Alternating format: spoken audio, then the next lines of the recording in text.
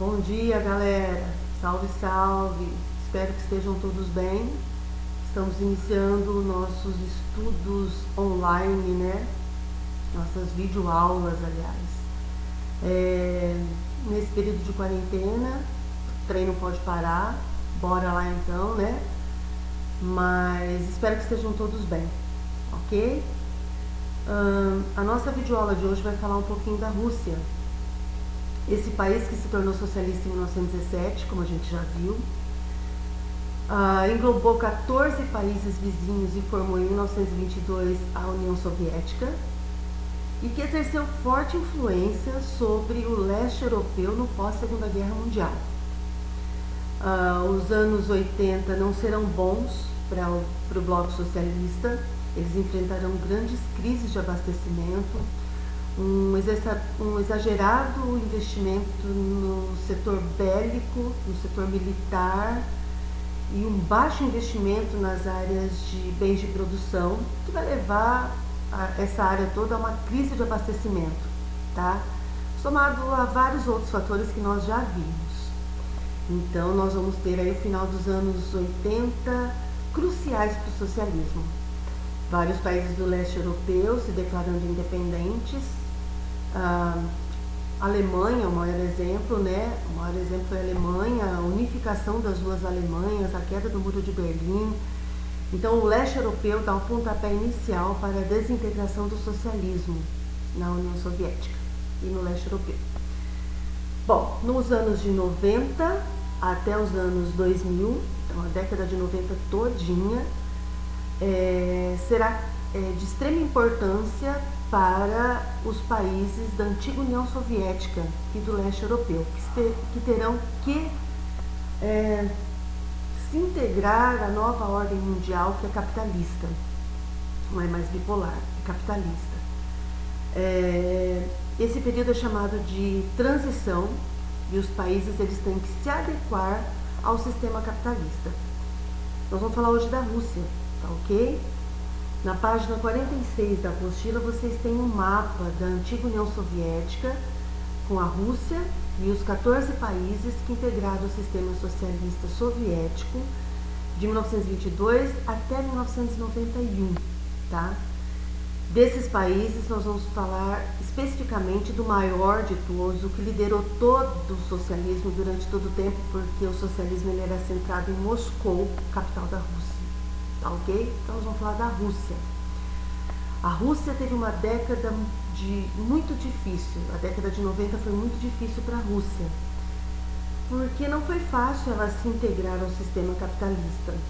Ela vinha num regime socialista desde 1917, e então essa época de transição foi muito difícil. O presidente que fez essa transição, o primeiro presidente, né, a fazer essa transição foi Boris Yeltsin. Ele tomou algumas medidas que não foram bem acertadas e mais dificultaram a transição do que acertaram, tá? Vamos falar um pouquinho então das características desse período de transição. A principal característica é quando a Rússia deixa de ser socialista, uma pequena elite vai se apoderar do poder, então vai tomar o poder econômico. E ela quem vai comandar a economia aí durante os anos 90. O segundo problema muito sério foi a concentração de riquezas. Uma pequena parcela com muito poder, com muita renda, com muita riqueza, e a grande maioria da população russa em situação caótica, de miséria praticamente. A inflação foi o terceiro problema muito sério. Tudo inflacionou, os preços subiam muito. A Rússia, que vinha com controle de preços, né, durante o período socialista, agora se vê diante da inflação. Ou seja, hoje o produto custa um valor, amanhã esse valor já é alterado, ele vai subindo, duplicando, triplicando, e isso vai ser um problema muito sério que a Rússia vai enfrentar nesse período de transição. O quarto problema que eu elenquei aqui foi o desemprego, tá? A Rússia, quando ela era socialista, eu já trabalhei isso com vocês, ela tinha o pleno emprego. ela burocratizava a produção de forma a manter o pleno emprego para todos, tá? E agora, capitalista, uma das características do capitalismo é a modernização do setor de produção. Então a gente vai ter muitas empresas se modernizando e um monte de emprego que já não fazia mais sentido deixaram de existir. Portanto, a gente vai ter um desemprego muito grande na Rússia na década de 90, que vai levar muita gente a ter saudade até do socialismo, tá ok? O outro fator muito forte foi a fuga de investimentos. A gente vai ver que muitos investimentos estrangeiros e até nacionais vão embora, deixam a Rússia, porque ninguém quer investir numa economia que está com problemas. Então, um dos primeiros sinais é a falta de investimento. Ninguém quer investir ali, tá? E a Rússia vai enfrentar também essa falta de investimento no setor industrial, no setor no comércio, em vários setores das atividades econômicas. A pobreza e a miséria são outros problemas muito sérios que a Rússia vai enfrentar.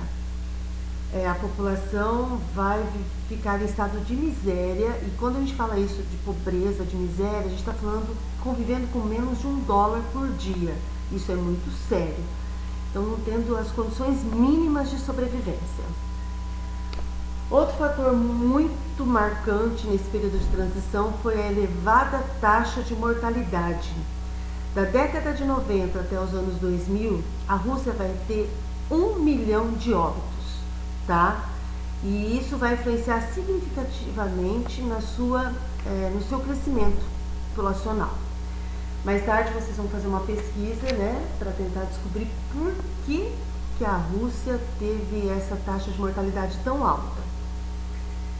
Bom, e as privatizações? É o último fator. Boris Yeltsin ele vai privatizar as empresas que antes eram estatais, estavam na mão do Estado, elas serão vendidas. Essas privatizações vão receber muitas críticas porque elas trouxeram pouca significância econômica para a Rússia. Elas mais beneficiaram os grupos estrangeiros ou nacionais que estavam comprando. Então essas privatizações foram em grande escala e não acrescentaram muito para a economia russa. Conclusão, né? Durante o governo de Boris Yeltsin, a década de 90, o que trouxe para a Rússia? Trouxe uma desestabilização ainda mais forte. Ele não consegue fazer a transição. A Rússia não consegue encontrar o seu caminho durante uma década, tá? Isso se torna visível no cenário internacional. Então, Boris Yeltsin deixa o poder em dezembro de 1999, deixando um rastro catastrófico, historicamente falando, economicamente falando. Os anos 2000 exigem eleições, já que Boris Yeltsin deixa o poder. Vladimir Putin concorre às eleições, ganha as eleições e se torna o novo presidente da Rússia nos anos 2000. E isso vai ser importantíssimo para a Rússia, porque uma das metas do Vladimir Putin era colocar a Rússia de novo como uma grande liderança no cenário internacional, com o respeito que ela teve durante todo o período da Guerra Fria, sendo, junto com os Estados Unidos, a liderança mundial. Ela perde esse poder, essa posição, durante o período de transição do socialismo para o capitalismo, e a meta do Putin é colocar a Rússia de novo nesse contexto. Para isso, ele vai tomar algumas medidas importantes nas áreas da economia, no campo militar e também na área da política, tá? Vamos começar pela economia. Ele vai tirar o poder, não todo, mas uma boa parte do poder daquela pequena elite ele vai tirar. De que forma? Ele vai estatizar algumas empresas novamente. Quais empresas? Principalmente do setor energético, tá? de petróleo, de gás. Então ele vai estatizar esses setores, a Gazprom, que são considerados estratégicos para o país. Uma outra situação que ele vai fazer é investir um pouco mais nas indústrias nacionais, que foram tão rejeitadas durante o governo do Boris Yeltsin. Ele vem agora então e dá um up para essas indústrias, investindo mais nessas indústrias nacionais, ok? Esse no setor econômico. No setor militar, a Rússia continua sendo uma superpotência, né? Porque uma potência, porque ela continua sendo o país que tem o maior arsenal nuclear do planeta. Então é uma senhora de respeito, militarmente falando. Na área da política, Putin vai fazer alguns acordos internacionais com vários países do mundo, né, principalmente com os Estados Unidos e com a Europa, e vai configurar então com maior importância no cenário político internacional. Vai entrar para a OTAN, né, ONU, OTAN, vai fazer parte. OTAN é a Organização do Tratado do Atlântico Norte, uma organização política. É até meio estranho falar, né, mas essa organização foi criada durante a Guerra Fria para combater o socialismo, numa possível ameaça do socialismo aos países capitalistas. Agora, sem ameaça socialista, a OTAN se configura como uma organização militar extremamente importante e a Rússia vai fazer parte dela, vai integrar. A Rússia também vai fazer parte do Conselho de Segurança da ONU, que é composto por 5 países, apenas 5 países, e é um dos órgãos mais importantes da ONU. Por quê? Nenhum país que pertence à ONU pode declarar guerra, invasão a um outro país sem passar pelo veto do Conselho de Segurança. Tem uma votação, tá? E é aí que se define se pode, se vai ter uma invasão, uma guerra ou não, tá bom? Então é extremamente importante o Conselho de Segurança. Só faz parte do Conselho de Segurança, só fazem parte 5 países: Estados Unidos, Inglaterra, França, Rússia e China, tá? Então olha a importância, né, política da Rússia. Então Putin, ele consegue realmente colocar a Rússia num patamar melhor, tá? Vai fazer parte do BRICS, vai fazer parte, que são as economias emergentes, vai fazer parte do G8, que é o grupo dos 8 países mais ricos do mundo, tá? A Rússia vai entrar, é o G7 mais a Rússia, vai ser suspensa por conta de uma situação que vocês vão dar uma pesquisada depois, e até hoje está suspensa, tá? Apesar de Donald Trump ter mostrado interesse na volta da Rússia para o G8, mas ela ainda continua suspensa. Na economia, as medidas que o Putin tomou, elas acabaram resultando em resultados bem positivos para a Rússia. Por exemplo, com a estatização do gás e do petróleo, a Rússia passa a ter o controle, então, sobre a produção e exportação. A Europa Ocidental é um mercado extremamente promissor, dependente desse gás e desse petróleo. O Putin saca toda essa situação. Moscou tem grandes oleodutos e gasodutos de várias regiões da antiga União Soviética que caem ali dentro de Moscou, e de lá Putin distribui então para a Europa. Dessa forma, economicamente falando, o gás e o petróleo vão trazer recursos extremamente importantes para alavancar a economia russa. E ele acerta de cheio, tá? A Europa Ocidental é extremamente dependente desses recursos energéticos da Rússia.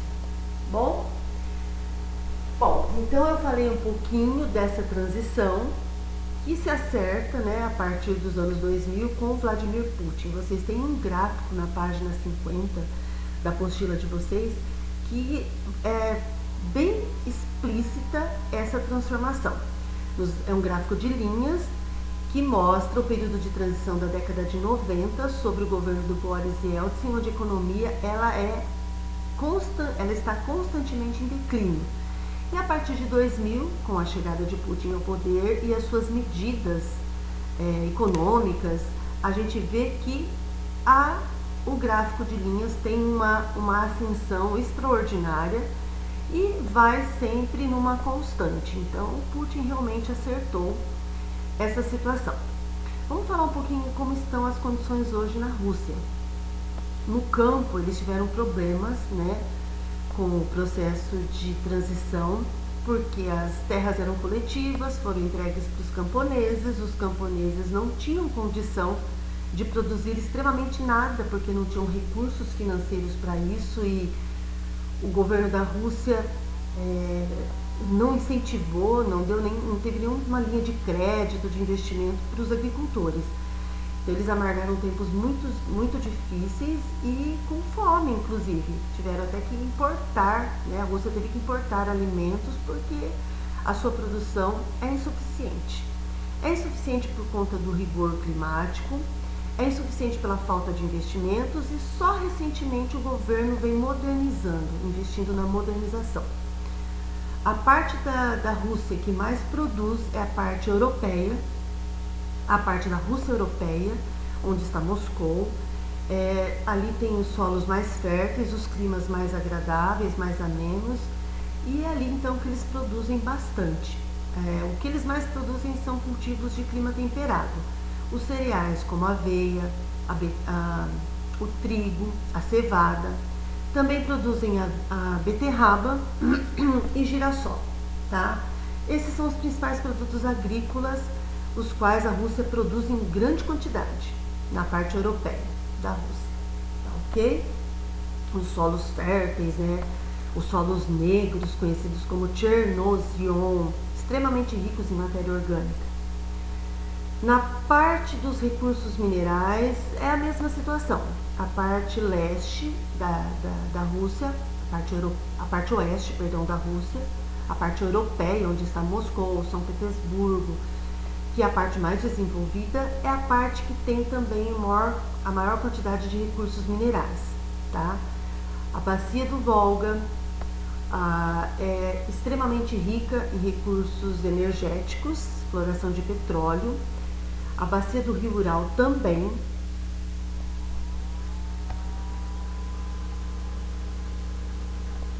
E os montes Urais são ricos em recursos minerais metálicos, como ferro, por exemplo. Portanto, a Rússia é extremamente rica em recursos minerais, seu subsolo é riquíssimo, mas muitas áreas da Rússia são congeladas, de difícil ocupação, de difícil exploração, e a parte oeste, que é a parte europeia, é a que mais tem exploração desses recursos, ok? Na área industrial, a parte europeia da Rússia também fica com a liderança. Moscou e São Petersburgo são as cidades mais desenvolvidas, que concentram a maior produção industrial. E o grande desafio da Rússia é diversificar a sua produção. A Rússia tem que produzir mais bens de consumo, duráveis e não duráveis. Não só roupas e calçados, mas também geladeiras, carros, máquinas. Esse é o grande desafio da Rússia hoje, tá ok? Ficamos por aqui nessa nossa videoaula. As atividades serão enviadas, tá ok? E é isso aí, galera. Estudando, prestando atenção, anotando tudo direitinho, beleza? Beijo no coração.